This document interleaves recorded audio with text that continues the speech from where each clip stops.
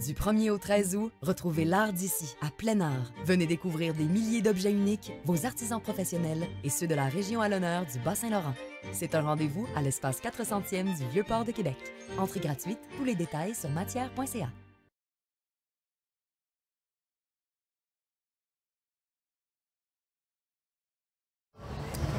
Bonjour tout le monde, Christian Bégin, ici au studio Métiers d'art pour cette 41e édition de plein art à l'espace 400e au Bassin-Louise, ici dans cette merveilleuse ville de Québec.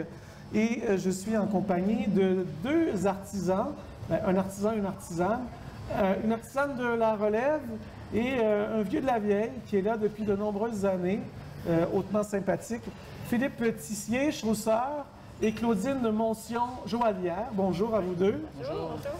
Très content d'aller à votre rencontre pour cette courte rencontre.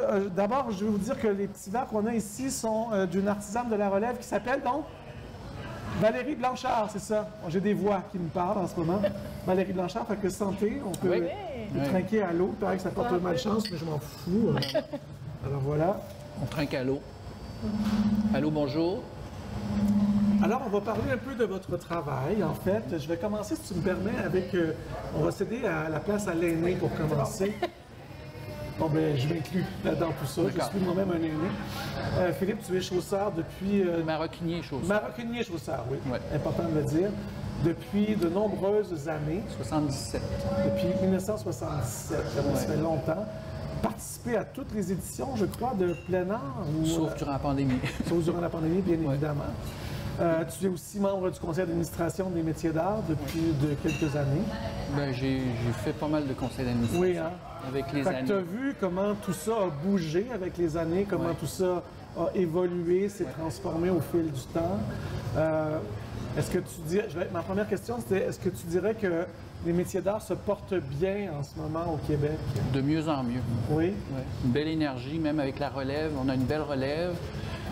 C'est sûr qu'on a des gros piliers qui partent à la retraite. Ça, on ne peut pas s'en cacher, mais je vois la relève qui vient, puis avec des nouvelles technologies, avec tout un savoir-faire que nous, dans les débuts des années, on n'avait pas. Absolument. Les écoles aussi aident beaucoup au niveau de la formation. Ils sortent quand même avec un outil que nous, on n'avait pas dans les années 70. Es-tu un autodidacte, toi? Oui. Autodidacte, puis j'ai étudié un petit peu en France puis en Italie la chaussure. OK. Mais des stages, mais pas des écoles de 2-3 ans de formation. Quand on est un artisan qui pratique depuis tant d'années et qu'on voit des jeunes arriver comme ça, est-ce que c'est stimulant ou est-ce que c'est inquiétant?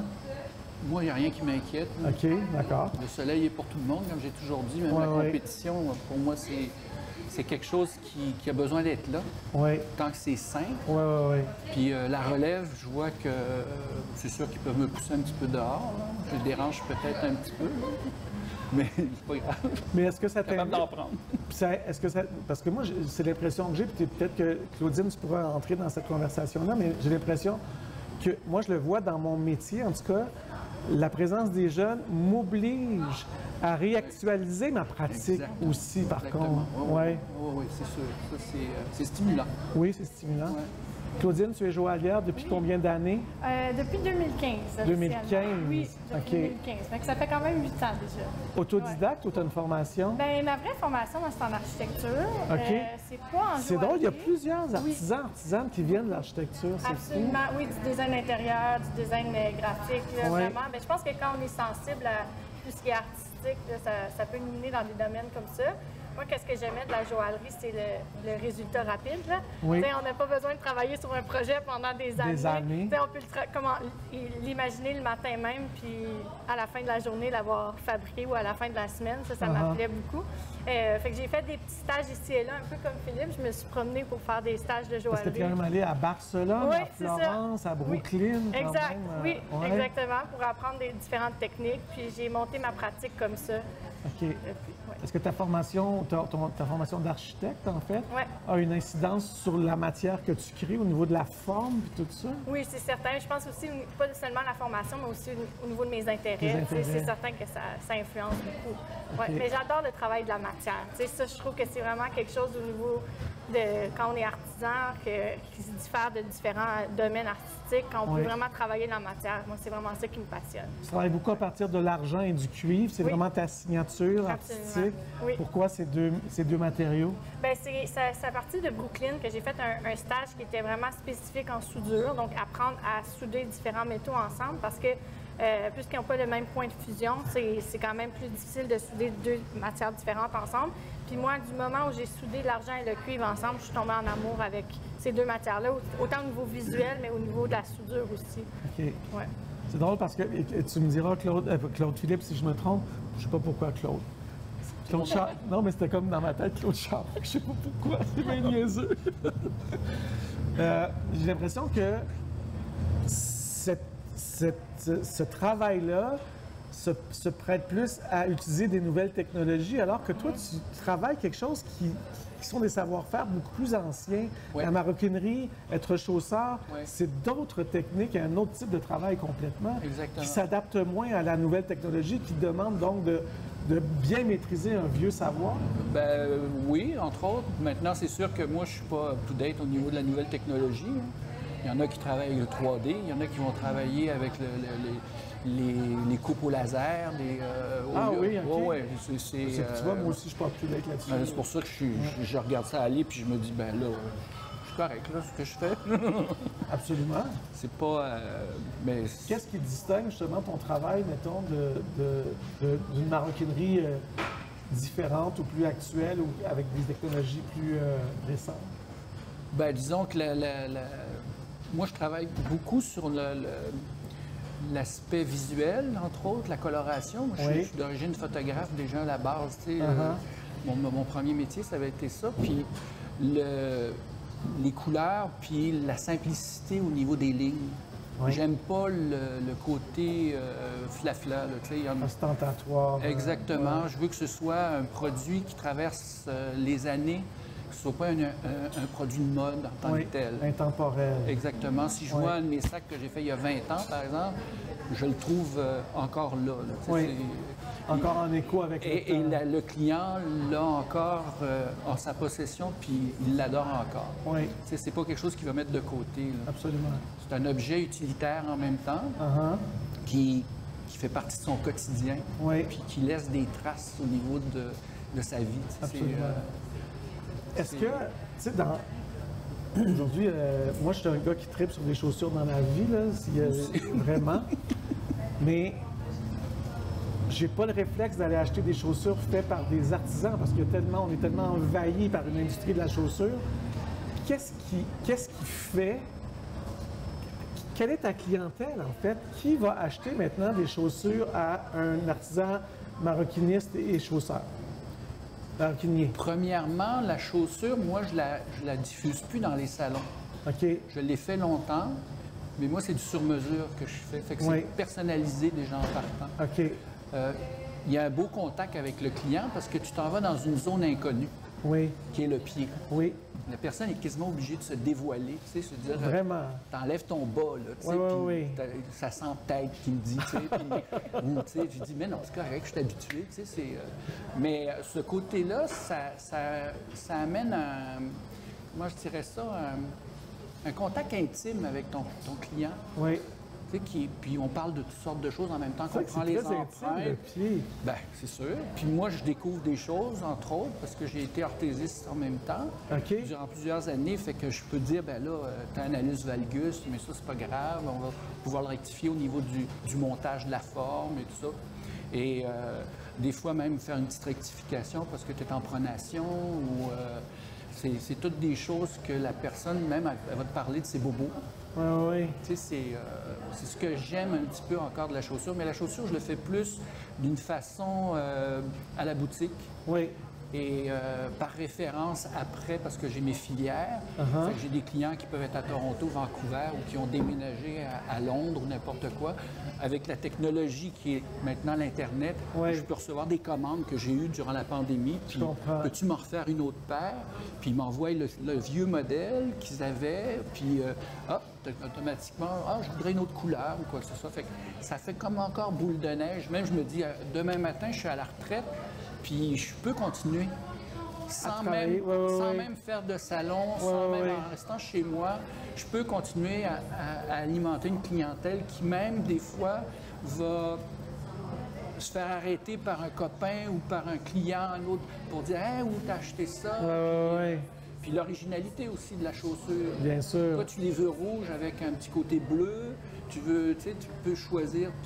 Au même titre qu'on se fait des habits sur mesure, maintenant, un chausseur peut faire des chaussures sur mesure, en fait. Au choix du client. Au choix du client. Moi, comme je dis, c'est comme quand tu prends une pizza, là, tu mets ce que tu veux dessus, bien, ta chaussure, tu fais la même chose. Je comprends. Si tu veux qu'elle soit rouge ou bleue, ou tu veux un talon de telle hauteur, tu veux une semelle telle, pour tu fais du hiking, bien, je vais te mettre une semelle en fonction. Je comprends. Tu parlais de ton atelier, tu es à Pignon-sur-Rue où, toi? À Sherbrooke. À Sherbrooke. Sur la rue Alexandre, oui, centre-ville. As-tu toi aussi une boutique, Claudie? C'est pas une boutique, mais j'ai un nouvel atelier là, qui a un espace présentation, je dirais. T'es où, toi? Dans le Vieux-Longueuil. Dans le Vieux-Longueuil. Au parc Saint-Marc, Saint-Sylvestre, Saint-Charles. OK. Ouais. Qu'est-ce que ça représente pour vous, les salons? Est-ce que c'est une corvée ou c'est un passage à la fois nécessaire dans votre pratique ou c'est lourd ou c'est...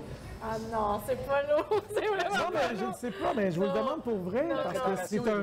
La préparation, ça demande quand même... Il ne faut pas que tu oublies rien. Oui. C'est ça. Moi, je trouve que ça rythme l'année, je trouve, la préparation. Ça fait qu'on peut...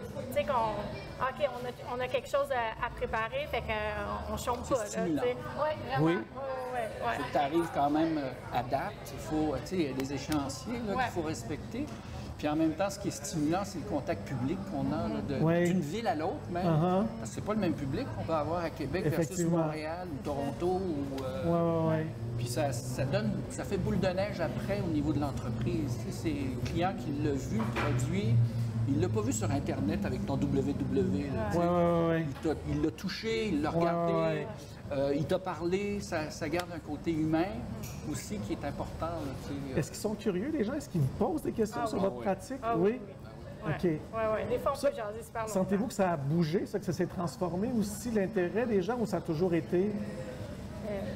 Toi qui le vis depuis... Oui, ça fait peut-être pas... ça fait longtemps que je fais des salons, mais non, j'ai l'impression que l'intérêt est quand même là dans les salons. Je pense que c'est ça qui est le fun. C'est pour ça que je pense que les salons, ça fonctionne depuis si longtemps aussi. Pourquoi les gens veulent se rencontrer. Mais peut-être que tu pourrais mieux répondre à la question. On n'a pas traversé les mêmes... l'engouement des années 80 versus aujourd'hui. C'est pas la même clientèle d'un certain côté, je pense. OK. Aujourd'hui, on a une clientèle qui est beaucoup plus avertie, beaucoup plus présente à le savoir-faire, beaucoup plus respectueuse aussi au niveau de l'artisan en tant que tel. Qu'avant, on était des freaks. Pas s'en cacher. Non, des espèces d'hurluberlus. Même encore, aujourd'hui, ils parlent encore du macramé.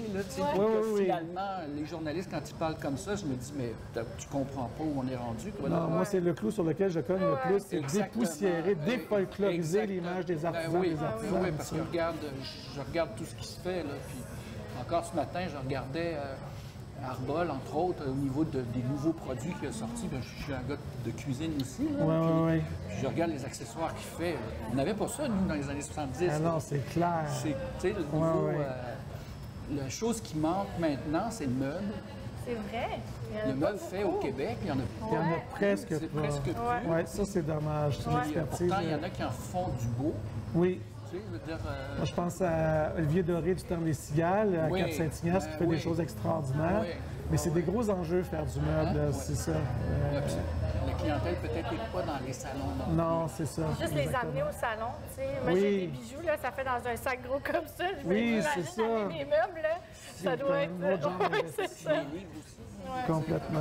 Ouais. Est-ce que la clientèle a changé aussi? Est-ce que vous voyez est-ce qu'il y a des jeunes parce qu'on a l'impression que c'est une clientèle de cinquantenaires ou de quarantenaires en montant, mais est-ce que les jeunes s'intéressent aussi? Est-ce que toi, tu vois des jeunes qui s'intéressent à ça? C'est vrai que j'ai l'impression que c'est plutôt les jeunes qui vont acheter sur ma boutique en ligne. Oui. Puis peut-être dans les salons, une clientèle un peu plus âgée. Mais en même temps, ça m'arrive souvent de discuter avec des gens sur les réseaux sociaux puis de les inviter à venir dans les salons parce que j'ai l'impression que c'est seulement une habitude qu'il faut prendre parce que c'est certain que quand on visite un salon pour la première fois, comme Plénard, c'est sûr qu'on tombe en amour avec Plénard. On ne peut pas ne pas aimer un salon comme ça. Je pense qu'il faut juste inciter peut-être plus les jeunes à venir visiter une première fois, puis après ça, j'ai l'impression que ça va se faire naturellement. Ouais. Moi, je dis souvent aussi aux gens, faites un premier tour, achetez rien dans le premier tour. Regardez puis créez des contacts. Laissez-vous imprégner par un objet qui titille votre curiosité. Puis après, allez rencontrer l'artisan et l'artisane parce qu'au-delà de l'objet, des fois, juste la rencontre va être aussi un vecteur qui va conditionner l'achat aussi, au-delà de l'objet. Fait que on fait un premier tour, on se laisse piquer la curiosité, puis on fait un deuxième tour, puis là, on va à la rencontre des gens. Puis on va voir comment on travaille. Est-ce que économiquement, les salons, pour vous, c'est aussi un enjeu important? Est-ce que dans la trajectoire d'une année, un salon, c'est important dans votre réalité économique? Parce que vous êtes des entrepreneurs aussi. C'est une business que vous avez. Moi, mon entreprise est basée sur les salons pour commencer, puis après ça, je construis sur ça. Donc, les salons permettent d'aller développer des nouveaux points de vente, permettent d'aller développer une nouvelle clientèle en ligne après. Donc, pour moi, c'est la base, puis je pense qu'on pourrait parler avec plusieurs artisans de la relève qui diraient complètement l'inverse, qui partent plus par les réseaux sociaux puis l'Internet. Pour moi, c'est les salons. J'aime vraiment ça, rencontrer les gens, puis ça part de là, puis ensuite, on construit sur ça. Donc, je dis pas que c'est seulement ça, pas du tout, mais c'est vraiment à la base de mon entreprise, certainement. Toi, Philippe? Moi, les réseaux sociaux, c'est pas mon dada. Non, c'est ça. Je pense que tu l'as compris. Oui. Puis même, j'ai essayé durant la pandémie d'essayer de vendre en ligne. Puis finalement, c'était un paquet de trous plus que d'autres choses. Puis j'ai fait... On flush, puis on reste comme on est. Le salon, comme je te disais tout à l'heure, c'est un accessoire, c'est un moteur pour moi aussi. Là. Je vais partir d'ici. Des fois, le client va dire « je vais y penser mais après ça, je reçois un courriel ou je reçois un coup de téléphone ou il le prend en photo. C'est comme mon site Internet qui est le kiosque. Je comprends. Puis je dis au client, si tu l'aimes, prends-le en photo, ça ne me dérange pas. Puis quand tu seras prêt à le commander, tu m'envoies la photo. Puis c'est comme ça que je fonctionne. Puis ça fonctionne très bien comme ça. Tu sais, c'est pas... Le contact humain a été là. Il l'a touché. Il l'a aimé. Mais il n'est pas prêt financièrement. Tu sais, j'en ai certains qui vont passer 2 ans avant d'acheter un objet. Mais à chaque année, je les vois revenir. Puis ils me regardent encore le même objet. Puis une année, ils arrivent, puis ils disent « là, je suis prêt ». Mais tu sens que les yeux sont gros comme ça, brillants. Puis ils l'ont désiré, cet objet-là. C'est pas un achat impulsif. Ça, moi, j'adore ça. Moi aussi. Il y a comme un engagement. Il y a comme... Ça devient un geste engagé, plus signifiant, plus réfléchi. Moi, j'aime beaucoup la notion de désir. C'est-à-dire que c'est quelque chose qu'on oublie, le désir. Aujourd'hui, c'est comme on répond à une pulsion instantanément et qu'il n'y a plus d'espace de désir. On n'a plus de place pour désirer quelque chose. Et un objet qui a été créé, vous-même, j'ai l'impression, et corrigez-moi si je me trompe, il y a un espace de désir dans la création aussi. Fait que, c'est ça. Oui, juste. C'est bien. Tu l'as dans la tête. Oui. Il faut que tu le mettes sur papier. Oui. Puis après, tu le visualises. Puis de là, après ça, il faut que tu l'amènes dans la matière que tu travailles. Puis quand tu arrives au résultat final, des fois, tu fais pas encore. Tu sais, je veux dire... Fait qu'il faut que tu le refignoles, tu le retravailles avant de le mettre sur le marché. Puis même quand tu vas le mettre sur le crochet, tu es même... Est-ce qu'ils vont l'aimer? Tu sais, c'est... Est-ce que ça va être un win? Ça va-tu marcher? Moi, je dois avouer que ça arrive que je travaille très mal la première fois que j'ai un bijou en tête parce que j'ai tellement hâte de voir le résultat. Oui. Ça m'arrive vraiment souvent, puis j'en ai honte, là, tu sais. Pas que les gens En sens que tu précipites les choses parce que tu as hâte d'aller à la rencontre de l'objet le plus rapidement possible. C'est ça, donc je l'imagine. Tu sais, des fois, ça pourrait me prendre, disons, je sais pas, 8-9 heures faire le bijou. Mais là, je vais le presser pour être capable de le faire dans la journée même parce que j'ai hâte de le voir, j'ai hâte de le montrer, j'ai hâte de le prendre en photo. Puis après ça, j'en fais un autre un peu plus beau. Que je prends plus de mon temps. C'est ça. C'est là que je remarque que l'écart des générations, il n'est pas là. Oui. On a la même fusion. Là-dessus, vous vous retrouvez qu'on n'avait pas de gap, il n'y a pas d'âge dans la création. Je comprends. C'est ça qui est le fun. Je vais terminer notre entretien avec une dernière question parce qu'un des thèmes de la 41e édition, c'est retrouver des chemins de l'inspiration. C'est une notion qui est un peu abstraite, l'inspiration, des fois, chez les gens.